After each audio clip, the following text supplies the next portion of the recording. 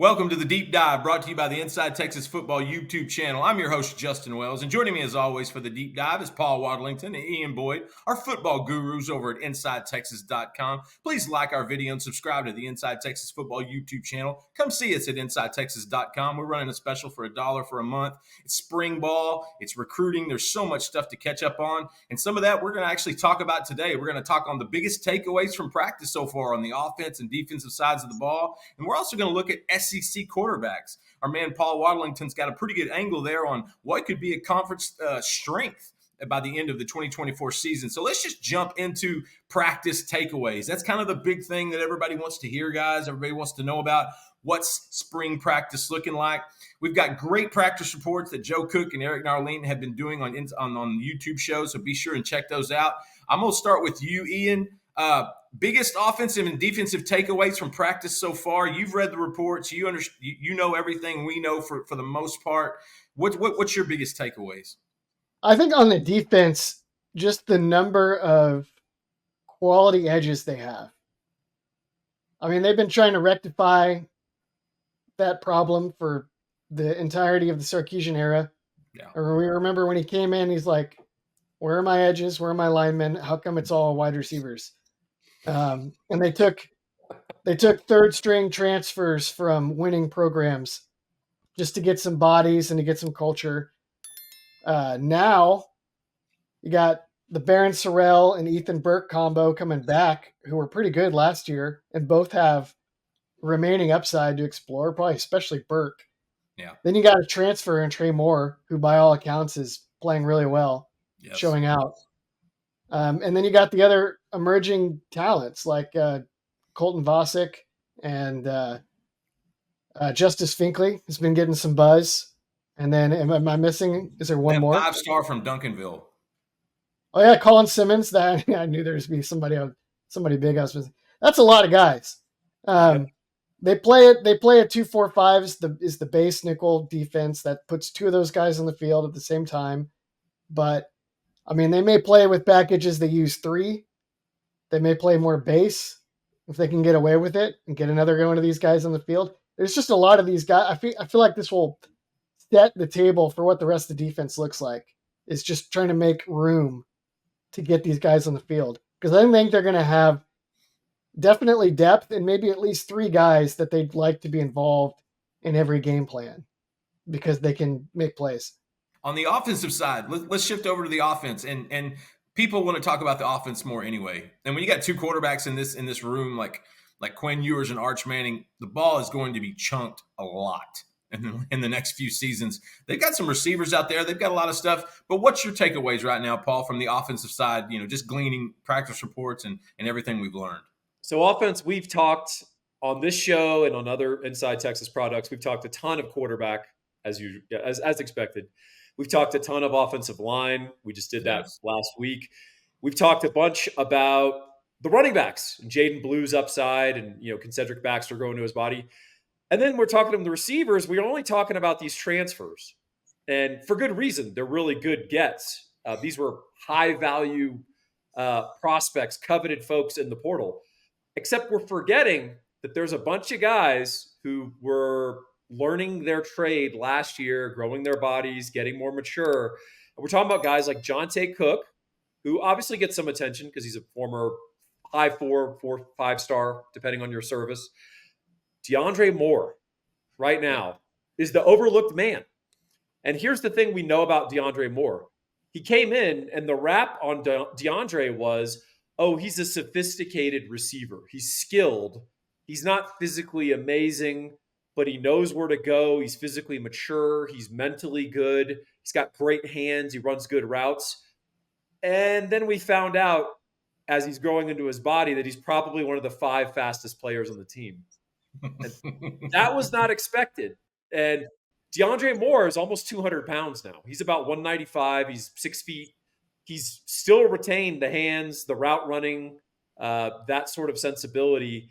And when you notice, and again, not trying to oversell or overpromise this, but he keeps running with the ones. Yes.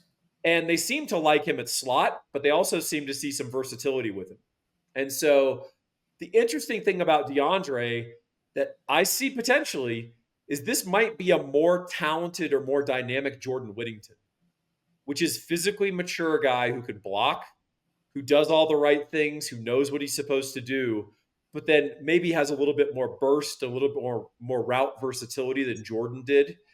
And I think that he's a good bellwether, meaning if he doesn't start, it means someone really good beat him out.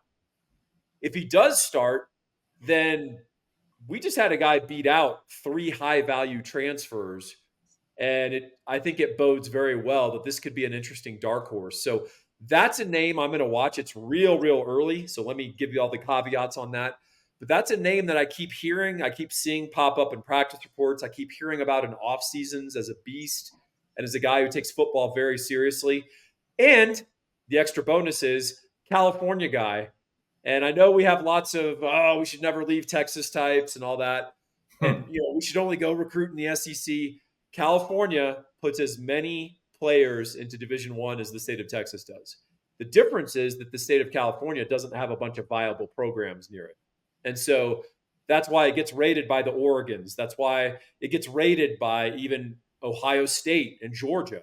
Michigan. And there's really about 4 schools, Justin, you know this as a recruiting guy. There's really about 4 schools in California where you want to stake your flag. And they're all within about 40 minutes drive of each other in that Orange County, Southern LA sort of like little borderlands where they take football very seriously. That's where DeAndre Moore is from. And that's where we're bringing in guys like Brandon Baker. And if we get guys like that with some profile in the program and they're starting, I think it's only going to feed that pipeline of St. John Bosco, Servite, Mater Dei, these 4 schools that are turning out 40, 45 high-level Division I prospects a year in total. So I like DeAndre Moore as a guy we've not talked about, and that's my little contrarian take with a nod to Ian Boyd. Well, you invoked me. Here's the only problem with the DeAndre Moore hype. Silas Bolden is not on campus yet. Now Moore might beat him out, right? And it certainly helps if he's like entrenched himself with Quinn Ewers. But Bolden is coming in, I think, with just 1 year of eligibility, right? Mm-hmm. And that one or two.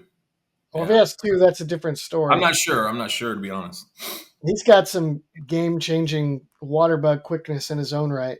He's a different sort of slot than Moore. Wouldn't you compare him a little bit to Keelan Robinson? And wouldn't he be able to do more of a gadget role, kind of like Keelan did?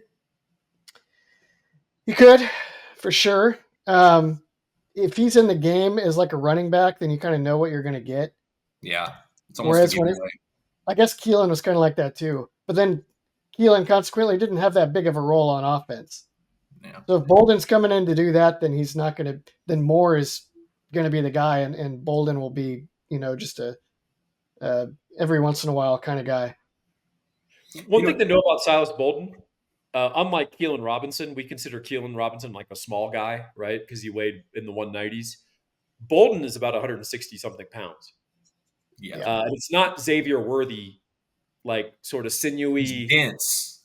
He's dense, but he's short and he's pretty little. So if he's doing stuff in the backfield, it's going to be a gadget play.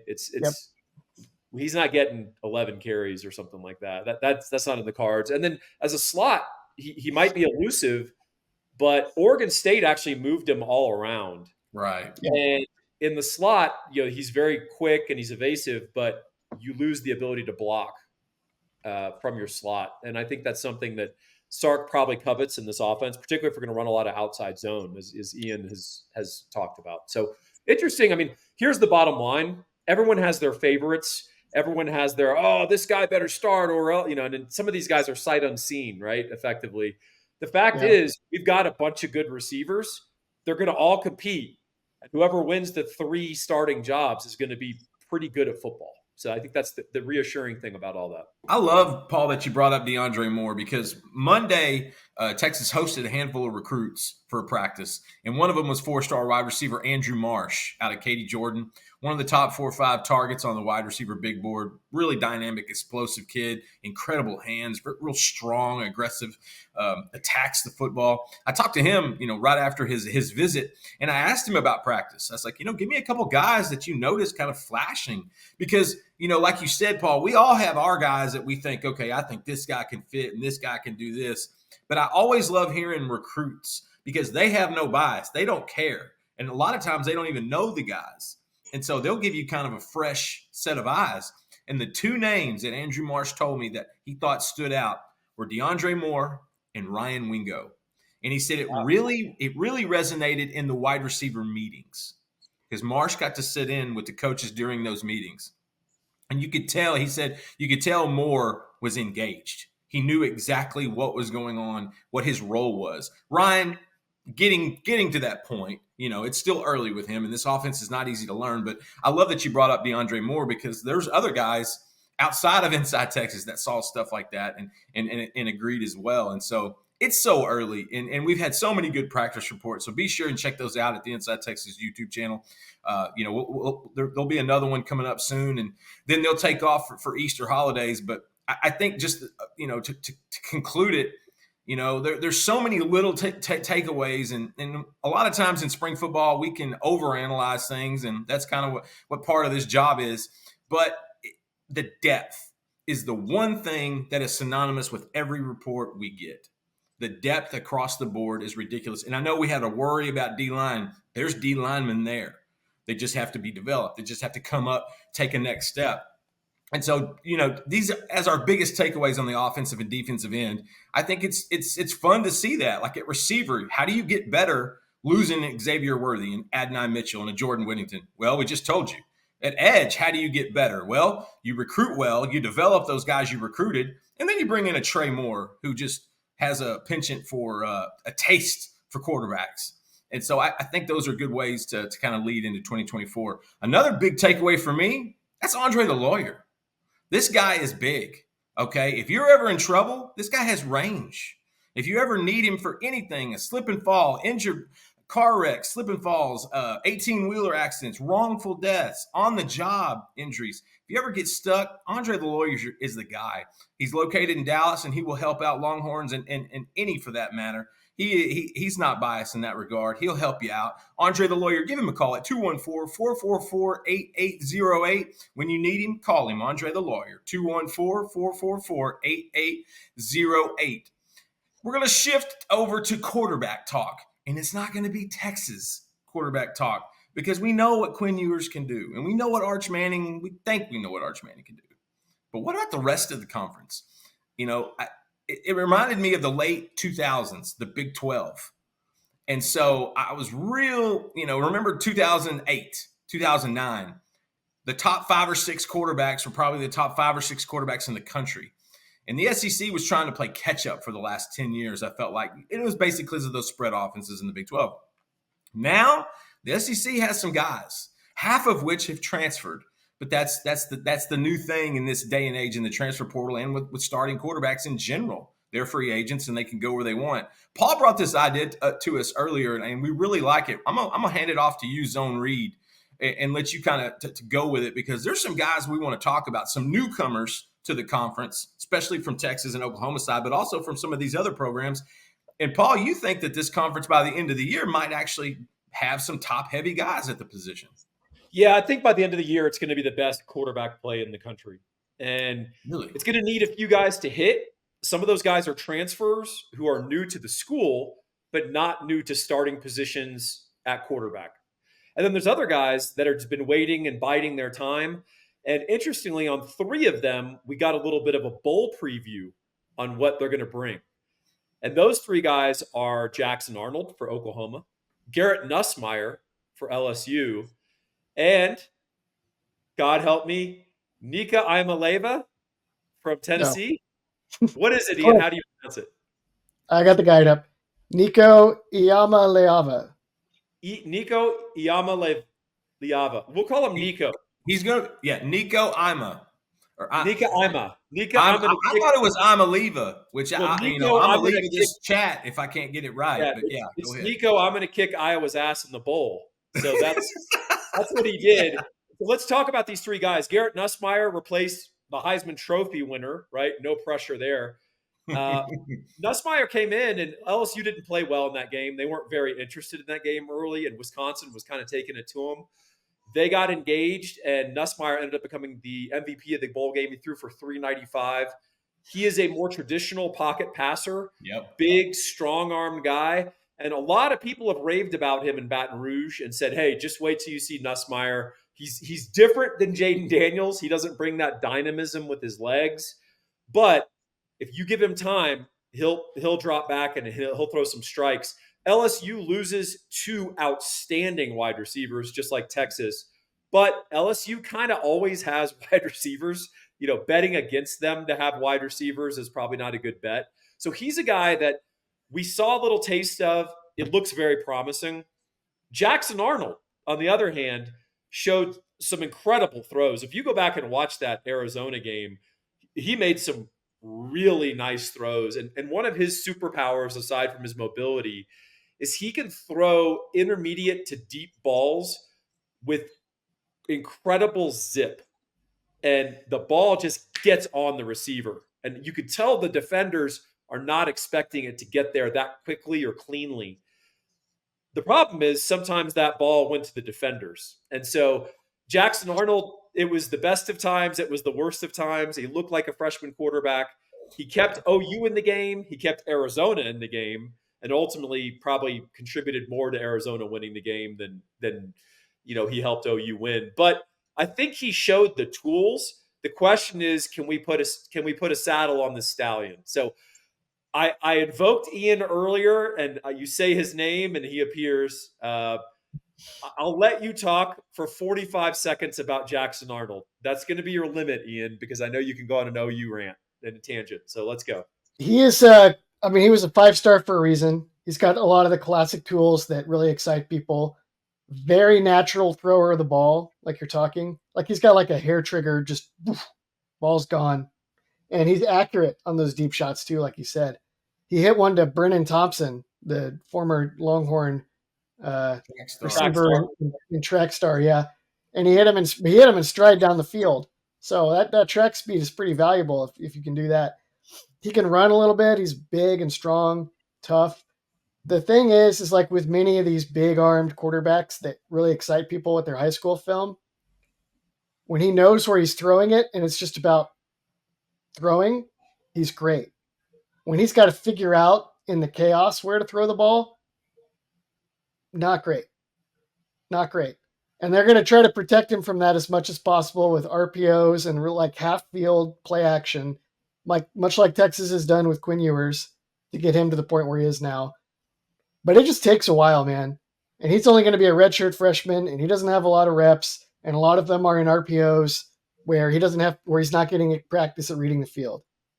So I think he's going to look really good at times, and then I think at other times people are going to be baffled by how thrown off he can get when he has to beat coverage with reading the field. So I think it's going to be more than 45 seconds. You lack discipline. Just like Jackson Arnold, you lack discipline. I gave you a read. You blew the read and tried to freelance. It's a shame. Justin, I make plays happen, Paul. Mute that man's microphone right now, Justin. I want to, Paul, but it's Ian. It's my like, boy. I can't. It's family. I will say this. One thing those two quarterbacks have in common, Nussmeier and Jackson Arnold, they grew up in the same area. They're both DFW kids. Nussmeier is the son of an NFL quarterback coach, Doug Nussmeier. So he had a little bit of training coming out. And then Jackson Arnold got thrown into the mix as I believe as a freshman or sophomore in the state championship game when the starting quarterback went down. He got thrown in early and got some early reps. The thing that's interesting about these two, and I want to talk about a couple other ones as well, those are two guys that we always heard during the recruiting cycle. Why wasn't Texas offering? Why wasn't Texas pursuing? They were both good great high school quarterback, great prospects. Sark had a type. Sark had his vision on guys he wanted above those. But I think you're going to hear those arguments more and more when Nussmeier does well this year. Well, Texas, that's a guy that Texas let go. Or if Jackson Arnold has a decent season, that's a guy Oklahoma always had. Texas just ignored him and they didn't offer him when he was big. Honestly, they both had their strengths and weaknesses. I'm a big fan of Nussmeier. I think that kid's going to be really good. I think you put him in the right system. I think he could have played well last year if Jaden Daniels doesn't break out and have his great year. I think Nussmeier would have been just fine. Not a Heisman type year. But when you go into the next group of these guys, you've got the popular guys. Carson Beck, Quinn Ewers. Those are the Jalen Milroe. Those are kind of your top tier guys. Everyone knows those. Give me a couple guys don't know, because it is a quarterback carousel. Just like it's a coaching carousel every offseason, it's a quarterback carousel as well, every flipping time. So what are the rest of these teams looking like in the SEC? Can we make people mad real quick? Let's make people mad for a second. Get it. Connor Wigman might be really, really good. I agree. I know, but he is talented. He's got a Texas audience, and he's an Aggie. And don't upset the Texas audience with the fact that he grew up a Texas fan. And when I met Connor when he was 12, he told me he wanted to play quarterback at Texas. But carry on. We all watched Jimbo Fisher struggle with all these different quarterbacks, and then those quarterbacks go somewhere else and play a little more loose and free and effectively. I think Wigman will be freed up by not having Jimbo overcoaching him, yelling at him, and asking him to hang in the pocket to execute elaborate pro-style systems, and having Colin Klein just be like, I'm going to get this guy open, you throw it to him. He was honestly pretty decent last year, and just couldn't stay healthy because of the nature of their scheme, like everybody else. He could be very, very good. He could be the best. He could be the best in the SEC. I don't know if I would bet on that, but it's definitely possible. Yeah, I do think there's a reason that a lot of NFL draft boards and a lot of NFL scouts view Wegman as a first-round talent. And I think they understand that Jimbo was a deficit to his ability and his development. If you just watch him at his best when he's got a little protection and the receivers are healthy and all that, or they're not sitting out on Twitter, whatever Evan Stewart was doing. The mechanics, the ability to throw on the run, the accuracy on intermediate balls, it all looks good. It all checks out. Now he just needs to stay healthy and show he can do it for a full year. Let me bring two guys that maybe people don't know who are looking to change the narrative in their lives with the new location. Kentucky has their third consecutive transfer quarterback. Can you name the two who preceded this one? Dennis Leary, or is that the comedian? Dennis Leary's comedian. Ron Mercer. Will Levis. Will Levis, the Tennessee Titans quarterback. Yes, he was a transfer from Penn State. And then his successor was from NC State, Devin Leary. That was close. So this is their third transfer to be their starter. It's Brock Vandegrift. Brock Vandegrift was a guy who came out a while back. He was a 5-star recruit.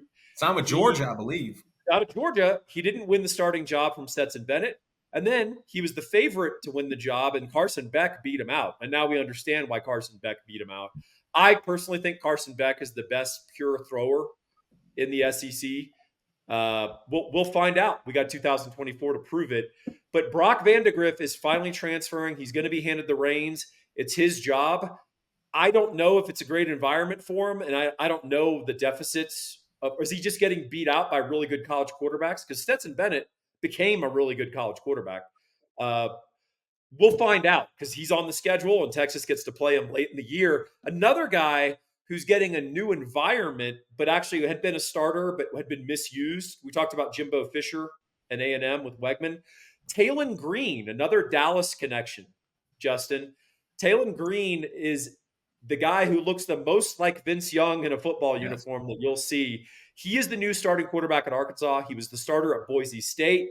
They tried to put in a pro-style offense for a 6'6", 220-pound true dual threat quarterback. Don't know why. By the end of the year, that offensive coordinator and the head coach had been fired. They had a new coach, and they let Talon Green go, and he had a great bowl game, and he dropped an 80-yard run, which they had been limiting his runs, and his offensive coordinator who was fired said, I really want him to develop into a more NFL-style passer instead of taking off every time he sees an opening. And I'm like, I kind of want the 6'6", 220-pound guy to take off every time he sees an opening. So he's got a new life at Arkansas. Hey, to make that offense go, he's going to have to be a one-man gang. So look, this is a guy who's going to throw it 25, 30 times, and he's going to carry it 15 or 20, and he's going to do it every week if Arkansas wants to win.